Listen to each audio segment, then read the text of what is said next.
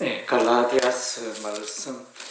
갈라디아스의 크게 두 가지 주제는, 먼저는 주된 내용이 사도 바울의 그 변정입니다. 자신의 사도됨을 변정하는 그 내용이 이제 나타나 있습니다. 그리고 이제 그보다 더 주된 주제는 이제 복음과 율법을 비교하여 이제 이신칭의의 복음, 오직 예수 그리스도의 십자가를 통하여 구원에 이른다. 십자가를 믿음으로만 구원에 이른다. 율법의 행위는 구원의 방법이 아니다.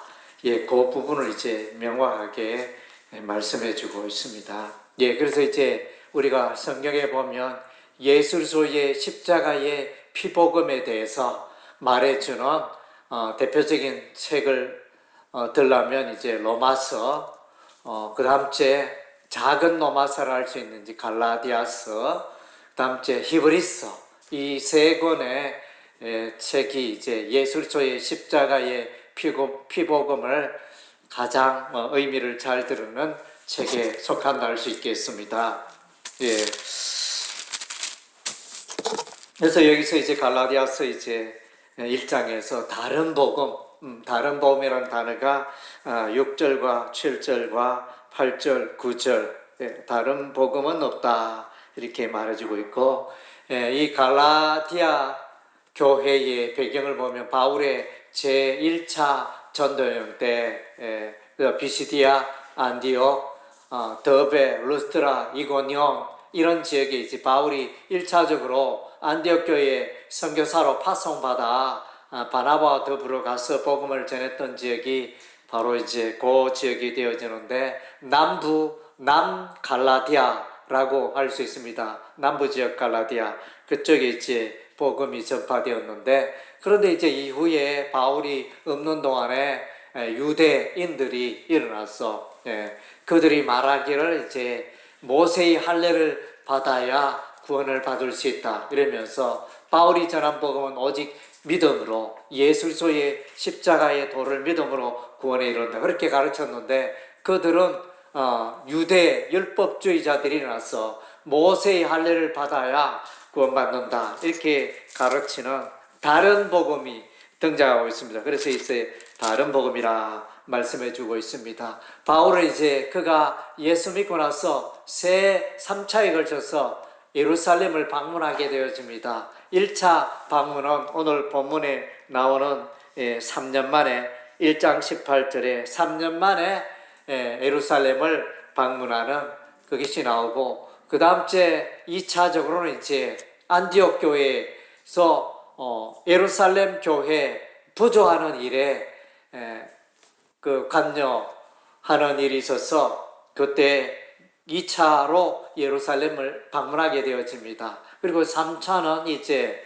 오늘 본문에 14년 후에 라는 표현이 나타나는데, 14년 예수 믿고 나서 2장 1절에 갈라디아서 2장 1절에 14년 후에 내가 바나바와 함께 디도를 데리고 다시 예루살렘에 올라간다니 3차 예루살렘 방문. 이때 이제 예루살렘 종교회의에 참석하게 되고 복음을 확증하는 일이 있어집니다. 이렇게 이제 1장, 2장 요 앞부분에는 이제 바울의 그 삶, 여정, 복음의 여정에 관련된 그런 말씀이 잘 기록이 되어져 있습니다. 그리고 이제 율법의 행위로 구원 얻는 게 아니다. 오직 믿음으로 구원을 받는다. 그것을 이제 설명해 주고 있습니다. 그래서 특별히 인용할 때 의인은 오직 믿음으로 말미암아 살리라. 그 말씀을 구약의 하박국서 2장 4절 말씀을 인용합니다. 그래서 이제 오직 의인은 믿음으로 말미암아 살리라. 이 말씀을 이제 로마서 1장 16절 17절 그쪽에도 나타나고, 히브리서 10장 38절에도 이 말이 하박국 2장 4절 말씀이 인용되고 있습니다. 그래서 사람이, 죄인이 의롭게 되는 것은 오직 이제 예수 그리스도를 믿는 믿음으로 의에 이른다는 것을 말씀해 주고 있습니다. 그리고 이제 또한 한편으로는 이제 이 복음에 있어서 이 복음은 유대인만을 위한 것이 아니고 이 복음은 온 세상 모든 믿는 자들을 위한 것이다. 이렇게 기록해 주고 있습니다. 그래서 이방 족속들도 예수 믿어 구원받는 그 길이 이미 복음 속에 내포되어 있습니다. 3장 8절에 보니까 또 하나님이 이방을 믿음으로 말미암아 의로 정하실 것을 성령이 미리 알고 먼저 아브라함에게 복음을 전하되 모든 이방인이 너로 말미암아 복을 받으리라 하셨느니라. 9절에 그러므로 믿음으로 말미암은 자는 믿음 있는 아브라함과 함께 복을 받느니라.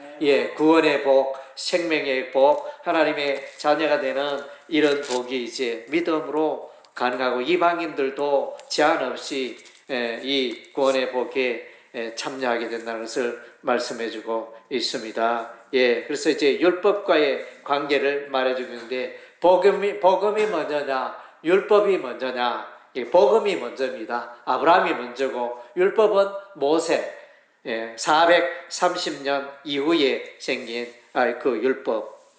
그 율법은 이제 구원의 율법이 아니고 이 율법의 기능은 이제 사람들에게 죄가 있음을 알려줍니다. 당신은 죄인이다.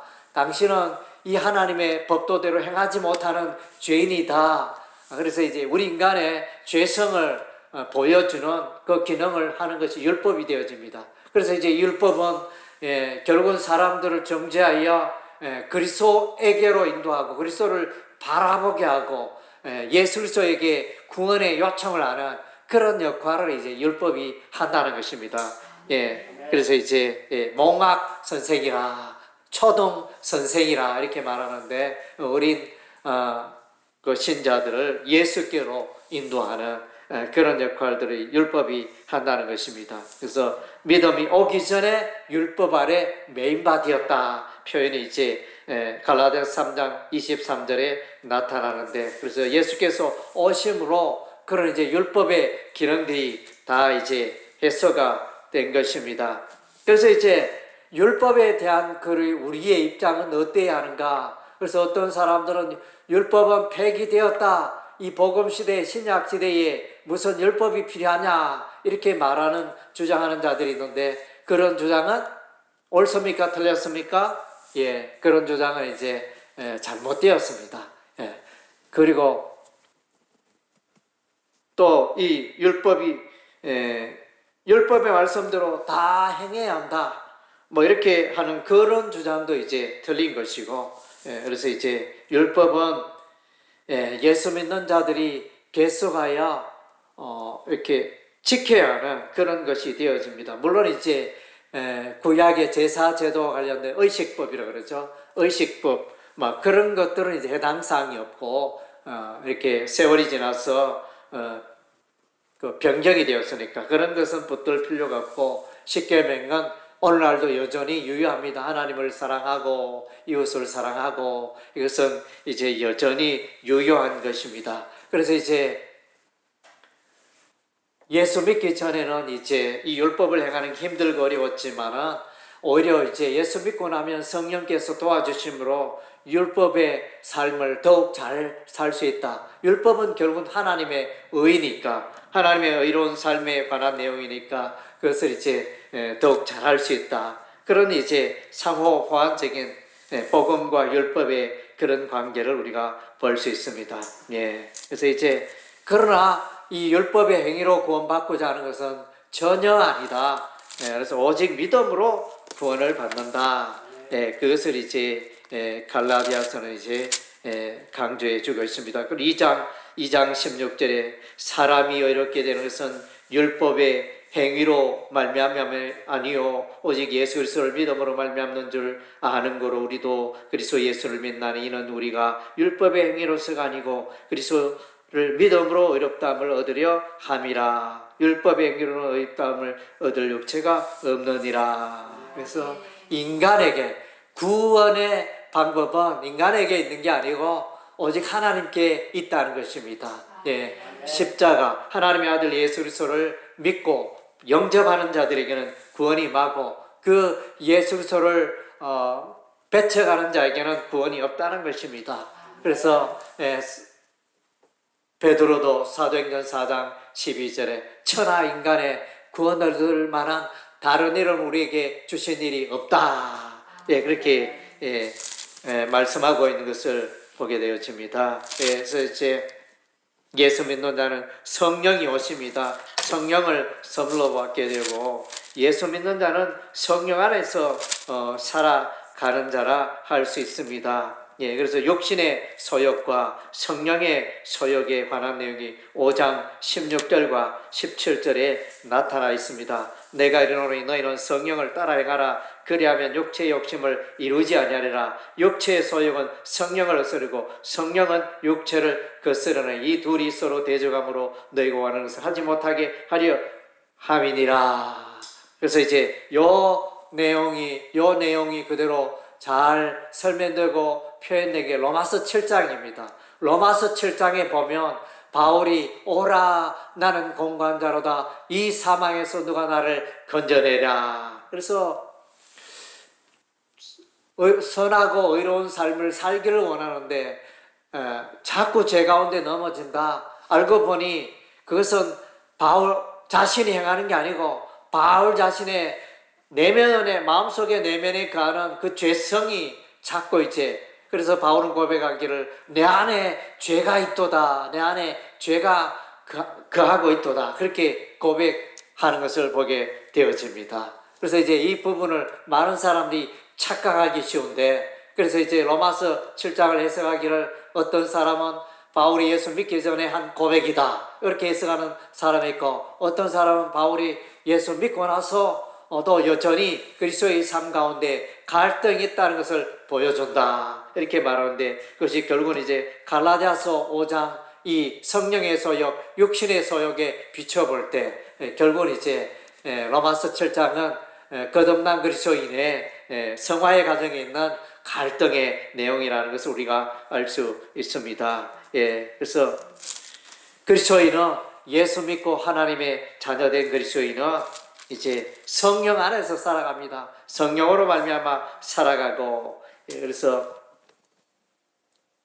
성령을 따라 행하라. 이것이 성화의 삶이고 그래서 이제 성령으로 따라가면 갈라디아서 5장 22절에 성령의 열매 사랑과 희락과 화평과 오래 참음과 자비와 왕성과 충성과 온유와 절제니 이런 이제 열매들이 가득하게 된다는 것입니다.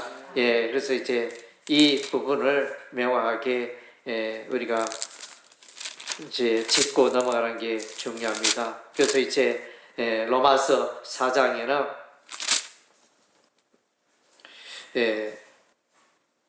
아브라함의 두 아들 이삭과 이스마엘의 비유를 말하면서 혹은 이제 아브라함의 두 아내 사라와 하갈을 비유하면서 율법은 이스마엘이고 율법은 하갈이고 복음은 사라고 복음은 이삭이고 하나님의 그 약속에 관련된 그것에 참된 구원이 있다. 이제 말씀해 주고 있습니다. 그래서 이제 이렇게 명확하게 구원에 대해서 말씀해 주고 있습니다. 그래서 무엇이 다른 복음이냐?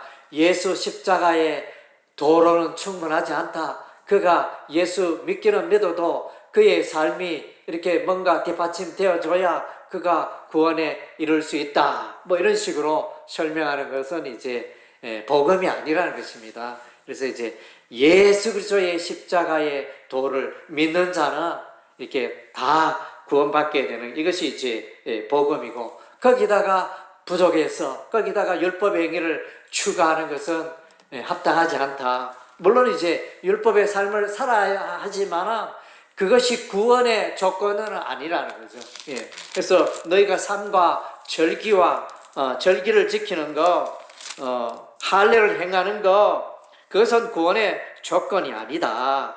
그래서 4장 10절에 갈라디아서 4장 너희가 날과 달과 절기와 해를 삼가 지키니 내가 너희를 위하여 수고한 것이 어떨까 두려워하노라. 이것은 뭡니까? 율법이죠. 율법에 규정된 그런 것들 이것을 지켜야 붙들고 잘 살아야 구원에 이를 수 있다. 꼭 설명하는 것은 이제 다른 복음이 된다는 것입니다. 그래서 이제 명확하게 우리는 이제 오직 예수를 믿음으로 우리는 구원에 이른다는 이 진리를 우리가 꼭 붙들어야 할 것입니다. 예, 그래서 이제 많은 그리스도인들이 많은 교인들이 이 부분에 대해서 아직 확신이 없고 뭐 어떤 성경을 읽다 보니까 야고보서 성경은 또 행함을 강조하잖아요. 예, 로마서는 믿음을 강조하고 이러다 보니까 막 헷갈려가지고 특히 또 복음서 읽어보면 또 삶을 많이 강조하고 있으니까 내 삶이 이래서 예수를 믿기는 한데 내가 이거 구원받을 수 있겠느냐 이렇게 의아하게 생각하는 그런 이제 그리스도인들도 많은 것 같습니다. 예, 한 가지 확실한 것은 진실로 자신의 죄를 회개하고 예수 그리스도의 십자가 죽음이 나의 죄를 속죄하는 그 길이었으며 내가 이제 그 예수를 믿음으로 나의 모든 죄가 용서되었다는 것 이것을 이제 분명하게 확신할 때 우리는 이제 구원에 이르게 된다는 것입니다. 예, 그래서 갈라디아서는 이제 그 부분을 계속하여 설명해 주고 있습니다.